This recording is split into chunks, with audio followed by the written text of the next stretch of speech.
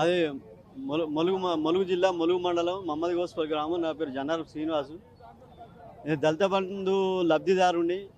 మా కానించి 1100 మంది లబ్ధిదారులు మా ములుగు జిల్లా నుంచి మొత్తం రాష్ట్రంలో 1,30,000 మంది లబ్ధిదారులు ఉన్నారు. ఒక్కొక్క లబ్ధిదారునికి 3 లక్షల చొప్పున బ్యాంక్ అకౌంట్లో కూడా వేయడం జరిగింది. అది మళ్ళీ వీళ్ళు పీజీ చేసేయాలి. ఈ ప్రభుత్వం వచ్చిన ప్రజాపాలన ప్రభుత్వం వచ్చిన కాంగ్రెస్ ప్రభుత్వం వచ్చినాక మేము ఆ 3 లక్షలతో సహా 7 లక్షలు కూడా మాకు ఇచ్చి మాకు న్యాయం చేయాలనేది మేము రేవంత్ రెడ్డి ముఖ్యమంత్రిని కోరుకుంటున్నాం. బట్టి విక్రమార్క మా జాతి ముఖ్య బిడ్డ కనుక మేము కూడా అతన్ని ముఖ్యంగా కోరుకునేది అదే. అతనికి ఇంకా ఉన్నత స్థాయిలో ఉండాలనేది కూడా మేము కోరుకుంటాను. మాకు చేస్తే ఆ విధంగా మేము చూసుకుంటాం, మేము చేస్తాం ఆయనకు, బట్టి విక్రమార్క గారికి. ఆ విధంగా మాకు చేయాలి. 10 లక్షల రూపాయలు మాకు ఇస్తే మిగతా వాళ్ళకు కూడా ఇప్పుడు అభయహస్తం అంబేద్కర్ అభయహస్తానికి ఇస్తే వాళ్ళకి 12 లక్షలు ఇవ్వండి, మాకు 10 లక్షలు ఇవ్వాలని కూడా మేము చెప్తాను. అదే విధంగా మేము మాట్లాడగలుగుతాం.